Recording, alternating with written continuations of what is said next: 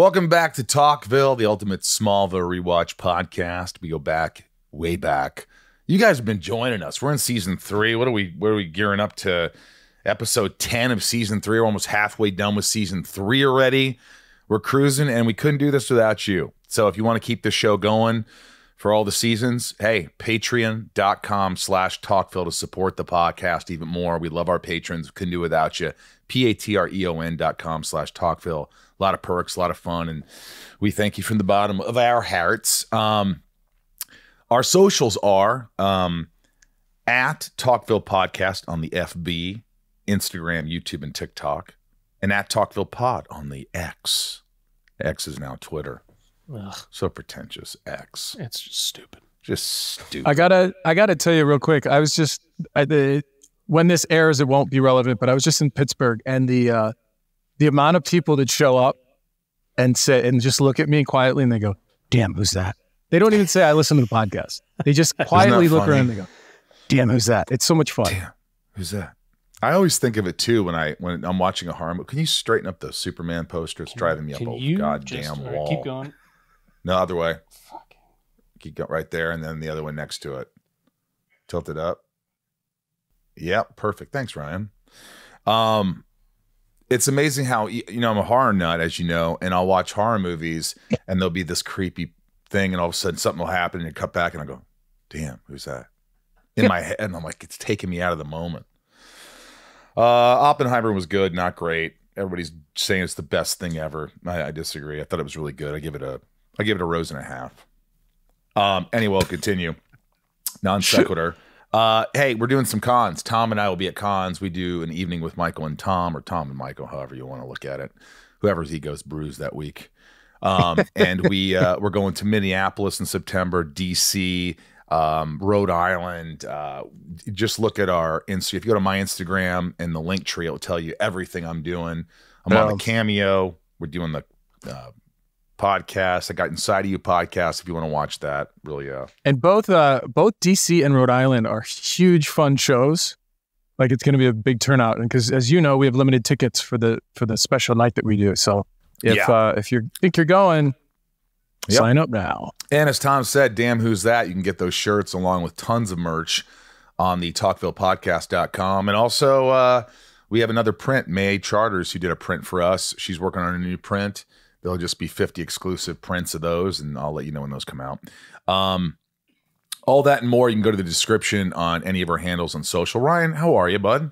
Oh, I'm doing okay. You look like your beard's growing a little bit. Oh, it's growing quite a bit, laddie. Yeah, for Christ's sake, you sheep-stealing hooting bastard. You look like you're a freaking woodsman. Feckin' A. It's getting too... I might brave the mustache is what it might happen soon. You grow facial hair really well. I know. Tom does too. This has been months. Let's climb into it. A lot of great stuff going on. Without further ado, let's get into season 3, episode 10. This is called Whisper. We both have a lot of thoughts on this one. Yeah, well, let's talk about it. Title was Whisper. It aired January 21st, 2004. Director Thomas J. Wright. He also did Precipice in season 2 with me and Anson Mount. Remember on the trains? Yes. Oh, yeah. And Ken Horton wrote this one. Ken, who was the editor for most of the seasons and the guy who kind of ran the editing room. Smallville looks the way it does for 2 reasons. The way the DP shoots it, and most importantly, how Ken Horton edited every single one of them. Yeah. You think, you think, oh, gosh, it's the actors, it's the writers, but they're all integral parts. All these pieces fit together to make a show successful or unsuccessful. If you have all I love listening to your podcast with James Gunn on there, and he was like, listen, the actors are important, like, don't get me wrong. But there's all these really, really talented people that bring these things to life. And he was talking about I don't know, it was a set designer or somebody who he gave credit to. She's on the screen more than any actor, if you know what I mean, because she created the world. And I thought that was a cool thing that he said that. Yeah. It's certainly a collaboration. If you don't have, like, even Christopher Nolan, like, the people around him, all these great directors have people they trust. They could, push their vision forward. I've never worked with him, but people say, like, Clint Eastwood, when he directs a movie and you go on the set, you're like Academy Award winner, like, there's all these Academy Award winning people from all the departments. It must be amazing. I told you that story about when he directed me, and he's just like, he never said action. He goes, Michael. He just looked at me as Michael. And I go, like that. And he gave me a thumbs up. He goes, Jack Green is DP for years. And he just went, and the whole thing went. Is Jack also like an old cowboy like Clint Eastwood, or does he have a completely different vibe? Just a different vibe. Just chill. Just him and Clint were both chill dudes. They Get were it very done. chill. It was like, well, should we do another one? I don't know. You want to? Now let's move on. When I know we're going to get to this episode, but there's not a lot of time. I mean, when I learned really quick when I was directing Smallville episodes that a lot of times I was in the scene, so I couldn't say action. And then when I wasn't in the scene, I realized I didn't really get much out of it. I would have the first AD say it. Yeah. It just felt odd for me to say it. Yeah. I would have that too. I would have when I directed my feature, I had the AD say action and roll and all that stuff. I didn't want to deal with it. Once I was on, it was hard because then it was cut. It was like, all right, I want to look at one thing, but I would never look at my performance. I would always look at the other actor's performance. I remember the editor calling me on day 2 and go, hey, so just checking in. And I go, what's wrong? He goes, I just want you to know, I know you're looking out for everybody else, but you're the lead. So just look at your stuff. Just make sure you got, just make sure you're giving yourself enough takes and you're not just being too nice to. So I was like, oh, and from then on, I was like, I want to do another one. Let's make this work. I gotta carry this thing. Yeah. Anybody listening who's going to direct, you don't want to be egotistical, but you have to do more takes on yourself if you're acting. You just have to. You got to give yourself options. Because sometimes it takes a minute to separate. Guest stars Mika Alberti as Nathan Dean, Felicia Bell Schaefer as Judge Abigail Ross, Camille Mitchell as Nancy Adams, William McDonald as Walt Masterson, also in Riverdale. Synopsis: while saving the day, Clark loses his eyesight. He then must adapt to his new surroundings and new powers in order to save his best friend. All the while, Chloe gets caught up in the crosshairs of Lionel and Lex reintegrates to LuthorCorp. Reintegrates. SAT word. I don't use that word very much. I would just have said, well, why would you? Lex goes back to LuthorCorp. Episode begins with Clark window shopping for his mom in Smallville jewelers. He stopped by Lana on her way to work and apologized for not visiting her while she was in the hospital. But you did visit her, didn't you? No, maybe you stood there, but you didn't say anything. That's right. After being brutally trampled by a horse, she says it's cool and she understands. As she leaves, Clark enters the store and finds himself in the middle of a smash and grab robbery as 2 thugs, Nathan and Walt, attempt to hold up the store. Nathan uses some sort of sonic scream by gyrating his mouth to stun the people in the store and shatter the jewelry case. Clark sees Walt enter with a gun, uses heat vision to subdue him. However, his heat vision ricochets off a kryptonite medallion and ends up blinding himself. Nathan gets away. Walt gets stopped by the shop owner holding a double-barrel shotgun. Tom, are you suspicious of Clark really being blind here? Nope. No, that's funny. I have a fan question and an answer to it. The actor who was able to make the sound and his lips are vibrating and his throat is doing that. I don't know if he told them they were going to add that later, because I'm pretty sure that he didn't do that himself. Yeah. I may be wrong. But it's sort of like when Justin Hartley was on and he played Green Arrow. And when he watched the first episode and he had family and friends around and he comes on the screen, he's dressed as Green Arrow and all of a sudden he has a Batman voice. I remember him being like, why didn't they tell me? No one told me to do that. And they just kept... It's better they didn't tell him, altering, because then he would have tried to do the voice more instead of like, listen to me. The one thing that bothered me in this was the guy put this sock over his head, but it looked just like him. It was no difference, really. By the way, he puts it on after he goes into the store. That's true, too. What the hell was that? Stupid. They do that. I mean, I've seen Stupid. heist movies before where they have just the nude colored sock. Yeah. And it never works. It never works. For what me. is that? I don't get it. Because listen, if you put that over your face and if you get caught, they pull you in for a lineup. The fact that your nose is like this, that's all it does. Is it moves your nose. Wasn't the guy a ginger You won't be too? identified, apparently.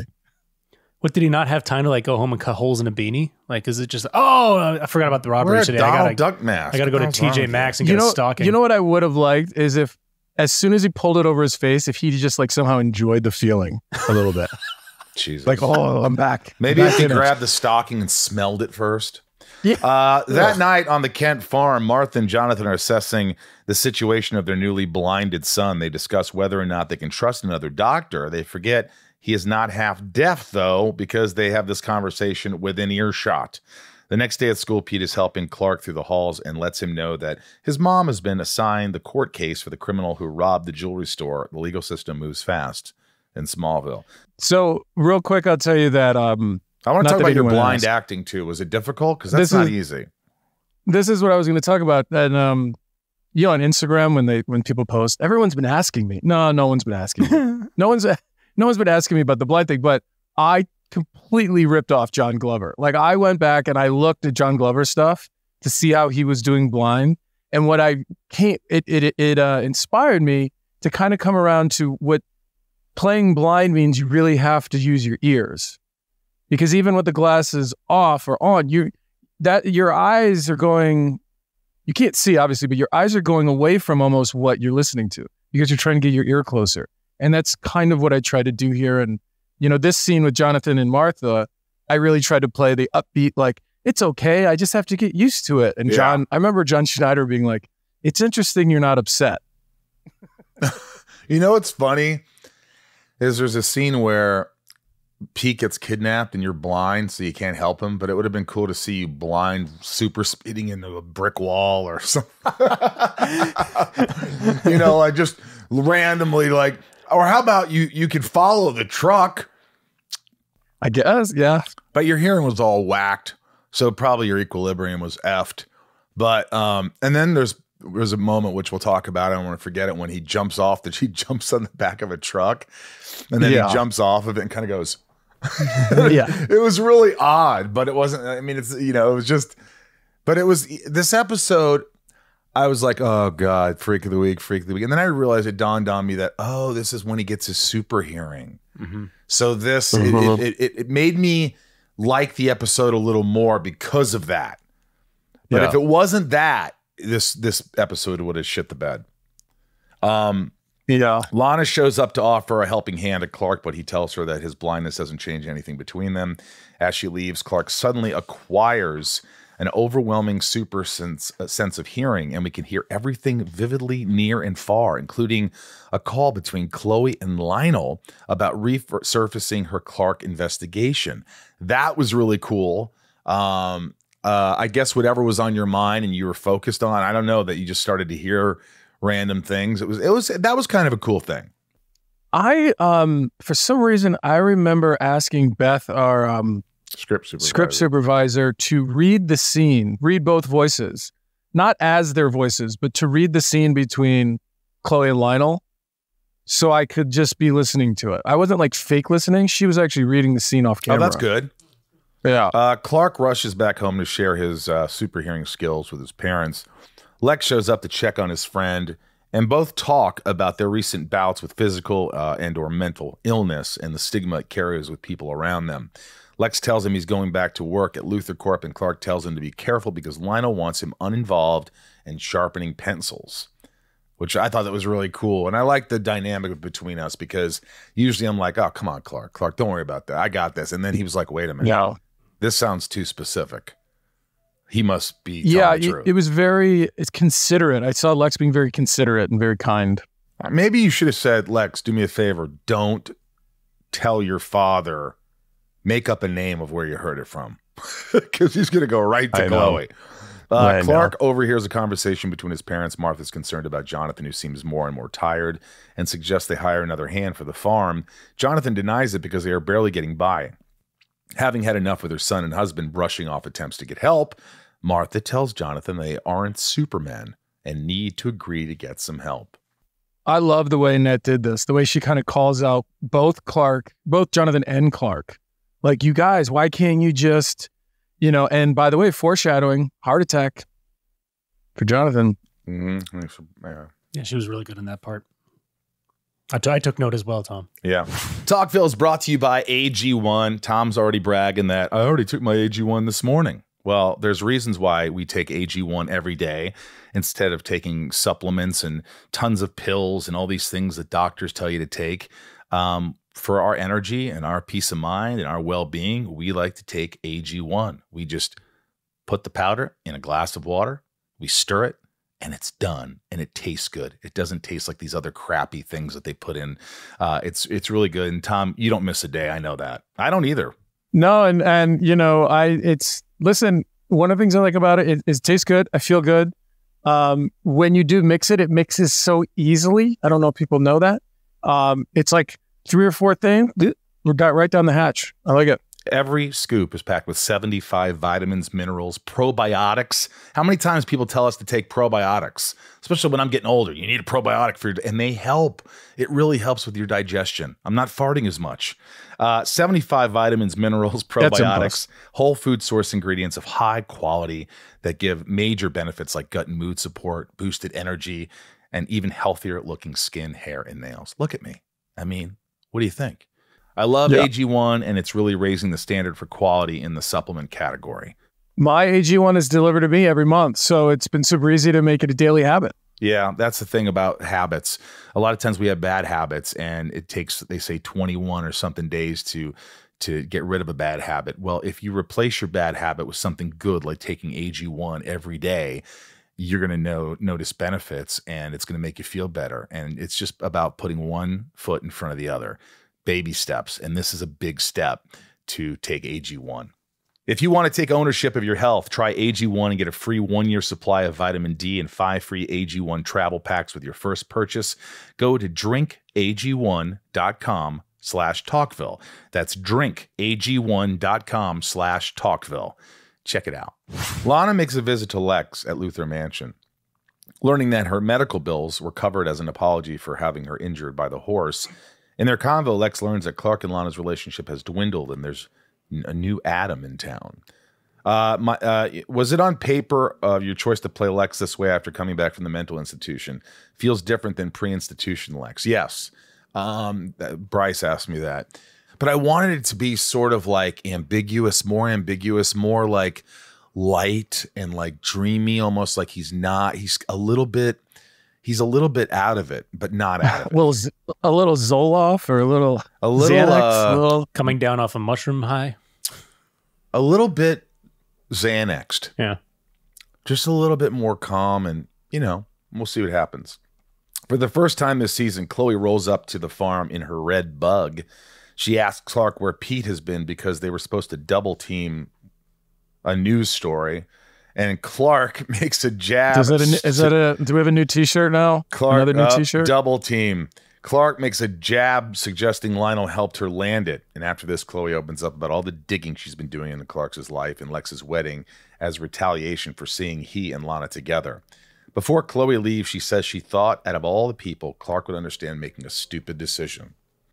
You know what I thought about this scene is it's the first time I've really seen Clark set somebody up and like sneak up an argument on them. Like he really just like, what do you call it when it's like a sneak, like ambushed Chloe. Ambush. He like, come on over. I got to talk to you. And then he's like, wow. I like that. Really ambushed. And she was kind of like, you thought she was going to lie, and she just kind of couldn't because she knew he knew. Unable to visit anyone in this episode, Clark is visited on the farm again, but this time by Pete. Followed by Pete is a tow truck driven by Nathan. He yells for Pete to get in the truck and then uses his sonic scream to stun both guys. And this allows him to kidnap Pete and then peel out of the farm. Sheriff Adams shows up to the Kent farm and tells the Kents that Clark's ear witness testimony isn't much evidence. As the Kents express their frustration, Judge Ross walks into their home, lets everyone know that if she does not drop all the charges against Walt, Pete will be killed. Is this the first and only time we see Pete's mom? Yeah, perhaps. I think so. She did a good job. Pretty lady. She's the town actress. She's the town judge, and this was it. How often do you see the town judge? I mean, that's like a pretty important person in a small town like Smallville, right? I guess.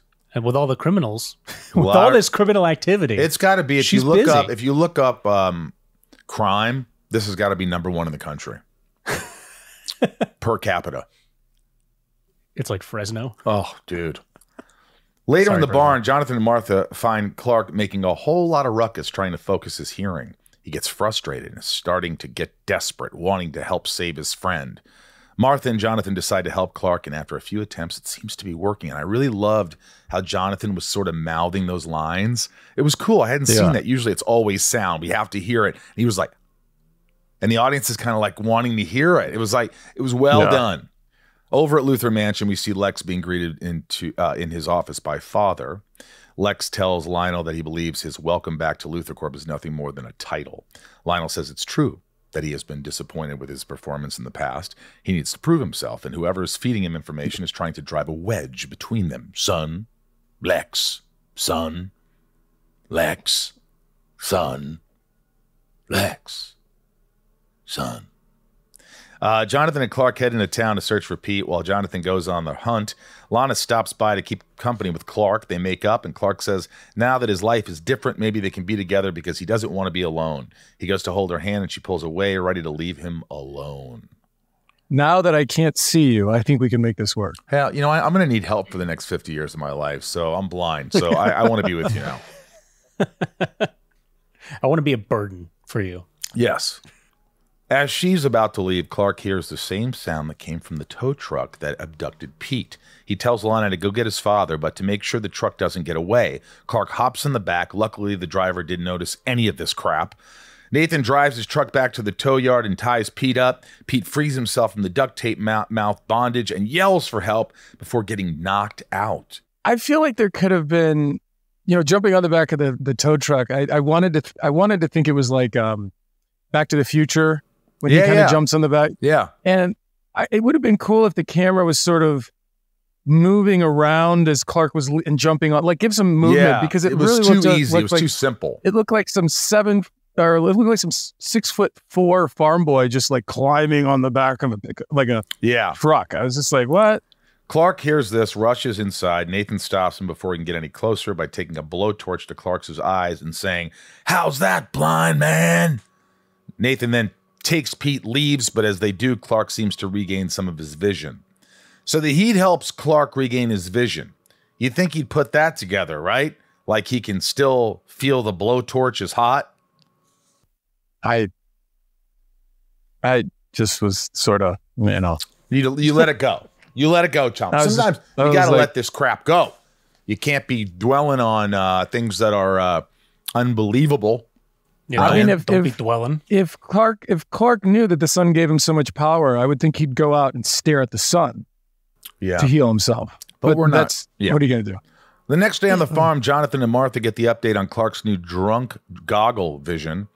Before they get to let Clark go back out and fight crime, they make him visit the optometrist and get a pair of super cool glasses. By the way, I didn't like that. I wanted the glasses to be big. Yes, it would have been right on the nose, but it would have been cool instead of those little skinny tiny glasses on your head. Yeah, I liked the glasses. I don't know what that choice was. Those glasses, I don't recall. What, Ryan? They made such a point of not going to a doctor earlier, and then they just sort of smash cut to, the doctor visit's over. You know what I mean? Like, you have super eyes that can do X-ray and lasers, and yeah, I mean, they sort of had to skirt around that because they made such a big deal about not going to the doctor because the last time the doctor stole Clark's blood. Right. And now they're just sort of like what did that optometrist see? I mean, it couldn't have been a normal visit. Well, if you don't see your boy shoots lasers out of his face. Out of his face laser. I like that you said, what face laser. What did the optometrist see? Yeah. That night in Metropolis, Lionel Luthor is visited by Chloe in his office. Lionel's pissed, thinking that she's talked to Lex. He tells her that her Daily Planet column is canceled unless she feeds him the info she told Lex. She flips this and threatens to go to the Daily Planet with dirt on Lionel. He snaps back. "You don't know who you're messing with. I'm Lionel Luthor." Yeah. Lex, son. The next day at Smallville courthouse, we see Judge Ross preparing to let Walt go in order to save her son. As she heads into the courtroom, we see Clark ears dropping on a phone call to Nathan. He hears their plan to get rid of Pete at the junkyard. Clark heads to the yard and confronts Nathan. Nathan uses his sonic scream, stunning Clark and somehow causing a pile of cars to collapse. We see Clark super speed away to safety, but the pile ends up falling on Nathan and crushing him. I like that we actually see Nathan get crushed. I like that we see the body. That was kind of horrific. Yeah, I was kind of hoping his feet would just be sticking out like the Wicked Witch. Like the Wicked Witch of the West and the house. Clark uses hearing and deductive reasoning to find Pete in the truck of a car being smashed. He uses super strength to stop the machine and rescue his friend in the nick of time. It was kind of a cop-out. Usually they have really good effects and things for the machine, and he just put his back, pushed it, and made a sound. It was effective, but it was like, the audience wanted more, I'm sure. I mean, you forget that he's the strongest person on the planet, and so... We don't always have to show it. Yeah. They needed that's good enough. They were saving money. Yeah. Brian, let's be honest. Yeah. The next day at the town, we see Pete spitting game about heroically saving the day. Chloe walks in, glad both her friends are feeling better, but then tells them her Daily Planet column got canned and her dad got fired from Luthor Corp by Lex. That was unfair. Clark goes to confront Lex in his office. Lex tells Clark he assumed Chloe's father was responsible for spreading the rumors about him. Clark can't object to this because the truth was his super hearing ability.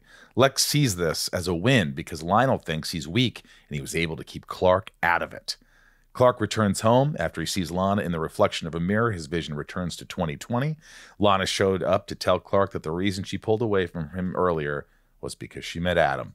Before she leaves to go to work, Clark thanks her for being honest, and then we get played out to Cold and Empty by Kid Rock. Okay, what I liked about this scene, I hate that song. It was a Kid Rock song? I don't like Kid Rock. It felt like, it felt like the rest of the soundtrack, Yeah. which is just, it felt like in that vein, but I was like, Yeah, but what I Makes me like mad. is when she says, he goes, the fact that you're telling me means it's more than that, or something like that. Wow.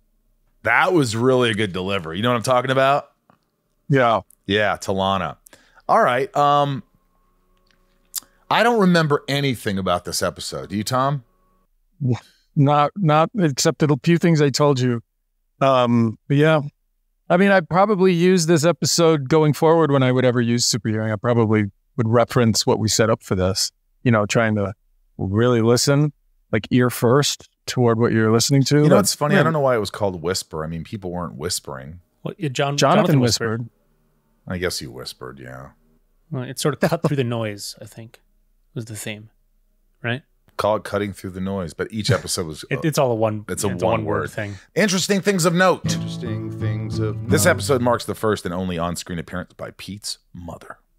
While most filming and exterior shots of buildings were primarily done around the Vancouver area, the exterior shots of the Smallville courthouse is actually of the Massachusetts State House in Boston, Massachusetts. Who knows that? Well, Bryce, congratulations. Jeez, Bryce. Wow. A new toy. All right, it is time for the hotline. Let's get to it. I got to hear these questions. 213 Jet Cute. We love your questions. Keep them short if you can. Patron privilege, patreon.com/talkville, and join Patreon today and support the podcast. Here's, speaking of leaf blowers, because we could hear leaf blowers in the back. This is Thomas, the leaf blower. My gardener comes today. Here we go. Let's go, Thomas. Hey, it's Thomas the Leaf Blower from Niagara Falls, Canada. I have a question for the Season 3 episode Whisper. In this episode, we see Clark wear glasses for the first time, and I was wondering if there's any behind-the-scenes talk, if the glasses were going to become an ongoing permanent thing, or if they knew right there and then that it was just a one-off for this one episode. Thanks, TLB. Did they tell you? Did they say? I mean, if once you read the episode, you realize they come off. So I don't think there was a real concern. Jess D. D's. Well, it's kind of cool that they had two things in this episode that were like alluding to the future of Clark Kent. Yeah. Like glasses. Yep, I like super that. hearing. Hi guys, Jess D here from England. This is regarding Season 3, Episode 10, Whisper. We seem to have stumbled upon another Freak of the Week episode, but not really at the same time. It was kind of kept to a minimum. Did you think that was one of the better ones? Thank you. No.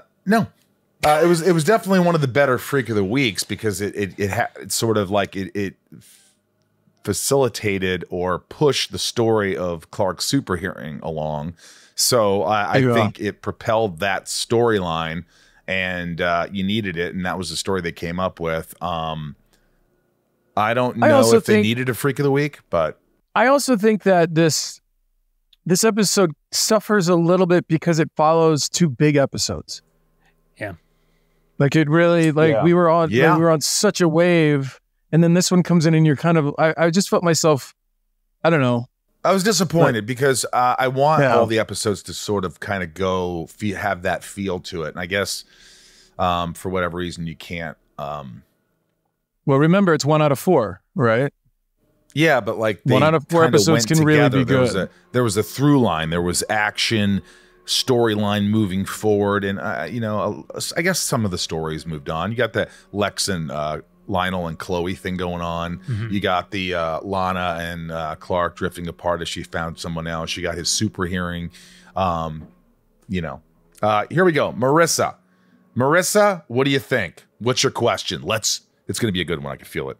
My name is Ressa, and I'm calling because right now we're watching Smallville. Season 3, episode 10. Lana has just recovered from getting stomped by the horse after Lex was crazy and pushed her in underneath the horse. And she is mad at Clark, but she's not mad at Lex. And I just want to know, Lex is the person that caused her to have the injury in the first place. So why would she be mad at Clark? I didn't think she was that mad at Clark, was she? I don't remember her being that mad at Clark. This episode, she didn't seem angry. Well, you have to remember the last episode, she talks about it's dangerous for her to be around him. Yeah. So there's an underlining thing of that, but I didn't feel like, I know what she means because she's not actually mad at Lex. She goes to see Lex and she's like, hey, thanks for paying my bills. Everything's cool. When it was really Lex who threw her under the horse. I wonder if they should add dialogue where it's like, Lex, I know this was just another episode where you're not yourself. I've had those episodes where I'm not myself, so this is just, everybody's not themselves all the time. So if you do horrible things, I'll let it go. Yeah. Cause I'm going to get Nicodemus again. Nicodemus. You got Nicodemus. Nicodemed. Who's this? Hi, this is Victoria from Vancouver. For Tom, I've heard that you can give people headaches to pretend to be blind and have to always sort of have that sort of focus. Do you remember, was that hard? Are there any bloopers where you were looking at things, Lionel style? Thanks, bye. Lionel style. Sorry, what was the Well, did you have any headache? pains or headaches from pretending you were blind?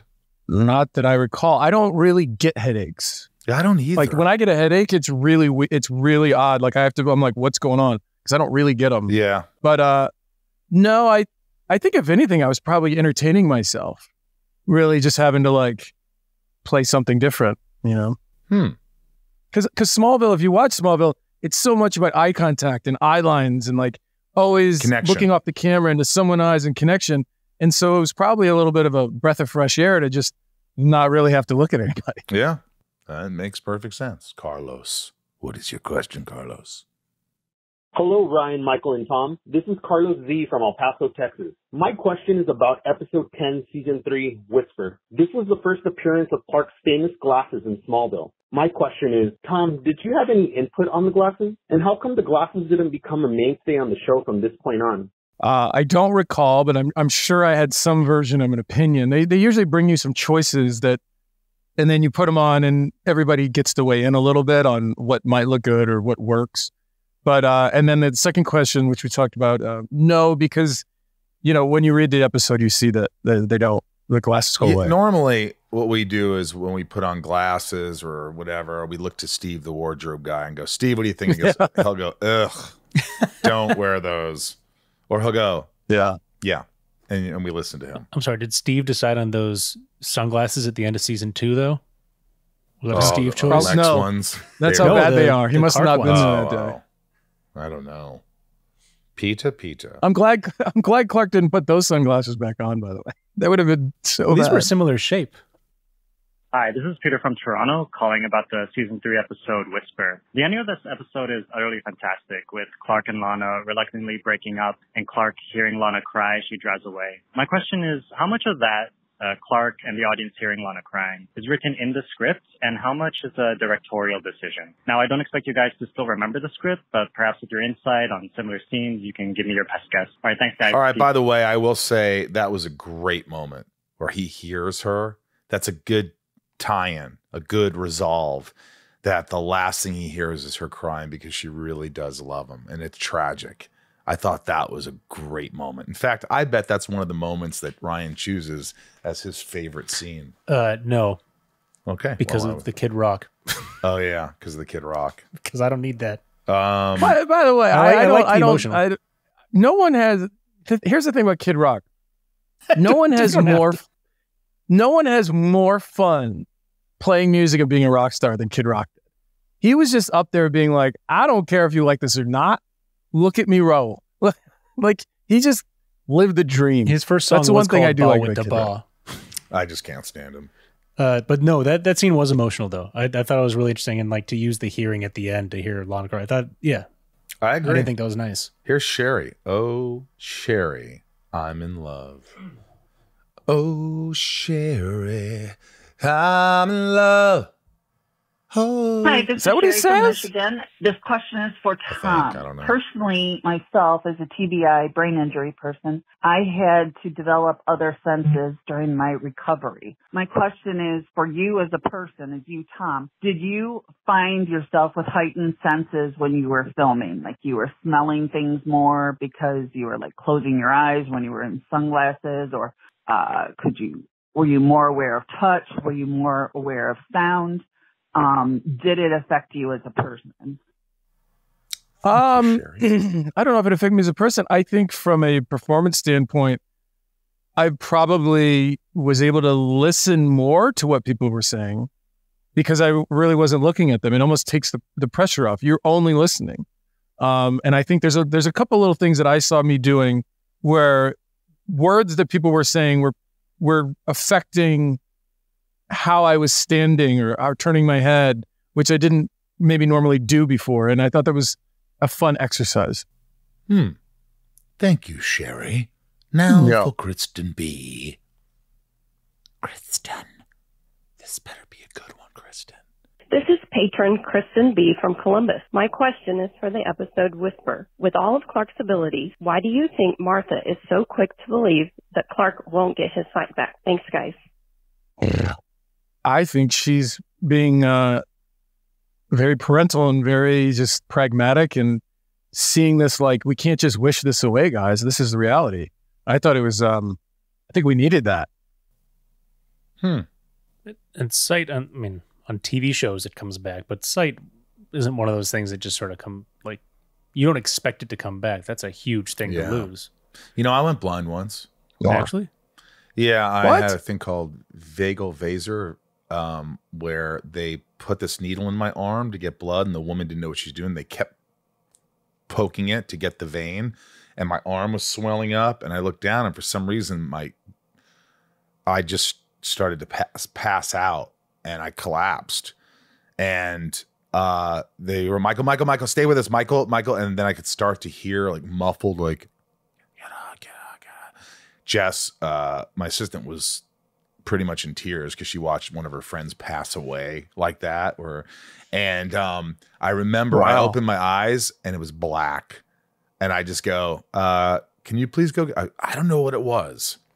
You'd think you'd freak out. I just go, could you please get the doctor in here? I can't see. That would be great. And it was about 45 seconds of absolute blindness. And all of a sudden, a million things went through my brain. It was like, okay, what are you going to do? Okay, let's calm down. Maybe you're going to get this back. This is temporary. And all these things went through. And it was, even though it was overwhelming, my body, like if you have an injury, how that injury, your blood and everything kind of defends it and goes to that area to try and heal you. It was almost like, mentally, it was kind of coming to my, I don't know, I didn't freak out, but it was scary. Wow. It was only 45 seconds, man, but it was scary. This is Hailey Heikkinen, patron from Finland. Hailey Heikkinen. Tom, any behind the scenes or discussion of how you guys were going to film the super hearing? Any ideas got scrapped? Do you remember anything like that?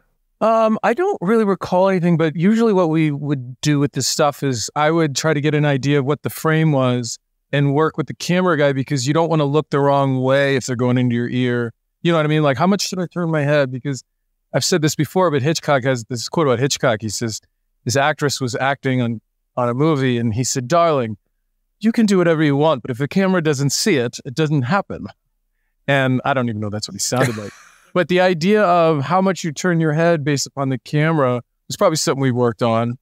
And you don't want to turn your head. Like if I turn my head this way and then I look this way, that's just weird. You almost have to turn your head, but then look that way so you stay with the eyes. So little things like that. So you have to just trust the director and camera operators and like know that they have your back. That's tough too, because sometimes you see shows and they don't take the time and the effort to really care that much. They just shoot them and not give a shit. Well, going back to the first time we did X-Ray Vision, I think I told this story, but it was one of those things where they were all set up, and I realized, how do I do this? And they were like, you know, like you're the actor. See shit, and dude. I was like, well, see stuff. See through things. Go, action. Yeah. They had that sweet animation of going inside of your ear that they had to use a few times. I hated that. It's like, come on. A little wishbone in there. Yeah. Yeah. Rose and Bomb rating. This was a tough one because you wanted to not like it, but there were some important things in it and the super hearing. And I will start. I don't usually start. I'm going to give this one, I'll give it a half a rose. Heater for me. Just a heater for Thomas. Oh, yeah. Very rare, but they happen. Ryan, don't listen to Tom. Go with your own gut. I was going to say half. All right. Well, then a half it is. So Tom, maybe for the first time in history, has the lowest score. He got a new power, I guess. That's what gave it a half rose, or it would have been a half a bomb, maybe, or a heater for sure. Yeah. If it wasn't for this podcast, I don't think I would have gotten through the episode. That was sort of my thing. Like I was watching it on an airplane, and I was watching it, and I was like, I just, you know, and you're tired too after a con. I have to watch this. Yeah. Death and save count.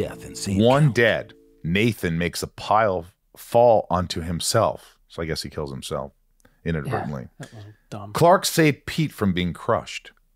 Through 10 episodes in season 3. 12 dead. 15 saved. Series 71 dead. 85 saved. And now it's time for Ryan's favorite scene. Did you have one? I eked one out, yeah. Scene 1, laser beaming the kryptonite in the beginning. Scene 2, Annette O'Toole's acting, calling them Supermen. And scene 3, the whisper training. Oh.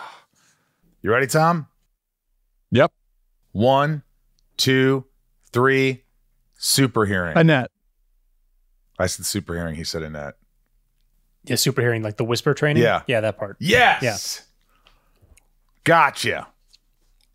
It's tough because, you know, he talked about Annette in the episode. So that's why I thought you might. I was like, yeah, I'm going to go. All right. Well, you know what? Thank you, Ryan. That is the episode. Stick around next week as we recover things from season 3, episode 11 called Delete or Delete. Let us know what you think. Send in voice messages, questions, all that stuff. Thank you, patrons. Patreon.com/talkville to support the podcast and keep us going with a little podcast that could. Both my podcasts without patrons couldn't be done. You can go on my Instagram at the Michael Rosenbaum. Linktree gives you everything we're doing, including Cameo and merch stores and all that stuff. Great stuff there. And if you want more info, you just go there. That's what I'm getting at. I got to get back on the Cameo. I was lazy about it and I turned it off for a while. I got to get back on there. Yeah. It's fun. Yeah. It's fun. And if you want to get some Zooms with me and Tom, go to talkvillepodcast.com and tons of merch and stuff. All right, that's it. Remember, folks, always hold on to Smallville. I got to whisper it. Oh, remember, folks, always hold on to Smallville. Good one, Ryan. All right, how can we forget our top tiers? We just never will, because without you, we wouldn't be here. Patreon.com/talkville. Thank you for the love and support. And now the top tiers get their shout outs, so we got to do it. Tom, take us off. Just a quick shout out to all of you who listen to this on Wednesdays when you go to work. I've heard being here a lot of you at the cons Thank you for all your patience listening to us being idiots. So here we go. Nikki G, Leanne P, Raj C, Santiago M, Leah and Kristen, Little Lisa, Thomas the Leaf Blower, Sophie M, Betsy D, who we just talked to, Ray H, Karen Apple M, Danielle B, 99 more, Leilani N, Brett G, Always Hold On to Smallville, Estefan G, DJ Kento, Garrett W, Kimberly L, Tom N, Jason W, Lana rhymes with banana W, Nancy D, and Brian G.